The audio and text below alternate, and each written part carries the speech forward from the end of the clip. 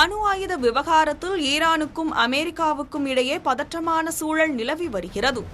Iran மீது America எப்போது வேண்டுமானாலும் தாக்குதல் நடத்தக்கூடும் என்பதால் ஈரானின் உச்ச தலைவர் அயதுல்லா அலி கமேனி ஆண்டுதோறும் விமானப்படை தளபதிகளுடன் ஆலோசனை நடத்தும் மரபை கைவிட்டுள்ள சம்பவம் கவனம் ஈர்த்து வருகிறது. ஈரானில் நடந்து வந்த மன்னராட்சியை வீழ்த்த கடந்த 1979 பிப்ரவரி 8 விமானப்படை அதிகாரிகள் குழு அயதுல்லா ரூஹோலோ கோமேனிக்கு விசுவாசமாக இருப்பது என சத்திய பிரமாணம் எடுத்தனர். இதை நினைவு கூறும் வகையில் ஆண்டுதோறும் பிப்ரவரி 8 ஈரான் உச்ச தலைவர் விமானப்படை அதிகாரிகளுடன் ஆலோசனை நடத்துவது வழக்கம்.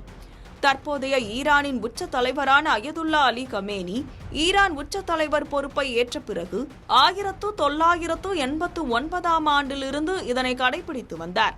குறிப்பாக உலகம் முழுவதும் கொரோனா தொற்று பரவியிருந்த காலகட்டத்தில் கூட இந்த மரபை மீறாமல் அலி கமேனி கடைபிடித்து வந்தார். இத்தனை ஆண்டுகளாக பின்பற்றி வந்த மரபை இந்த ஆண்டு அலி கமேனி கைவிட்டுள்ளார் என்பதுதான் உலகளவில் கவனம் ஈர்த்து வருகிறது. அவருக்கு பதிலாக ஆயுத படைகளின் தலைமை தளபதி அப்துல் ரஹீம் மௌசவி பிப்ரவரி 8 விமானப்படை தளபதிகளை சந்தித்துள்ளார். இதனை ஈரான் இன்டர்நேஷனல் செய்தி நிறுவனம் உறுதிப்படுத்தியுள்ளது. ஈரானுக்கும் அமெரிக்காவுக்கும் இடையே பதற்றம் அதிகரித்து வருவதால் இந்த சந்திப்பு தவிர்க்கப்பட்டுள்ளதாக கூறப்படுகிறது. ஈரானின் உச்ச தலைவர் அயதுல்லா அலி கமேனி தன்னை தற்காத்துக் கொள்வதற்காக சுரங்கத்தில் தஞ்சமடைந்ததாக தகவல் வெளியானது. அவர் வெளியில் வந்தால் அமெரிக்கா எந்த நேரத்திலும் அவர் மீது தாக்குதல் நடத்தும் என்பதால் அலி கமேனி இந்த முடிவில் இறங்கியதாக கூறப்படுகிறது. ஈரான் மீது தாக்குதல் நடத்த நேரம் பார்த்து காத்திருக்கிறது அமெரிக்கா.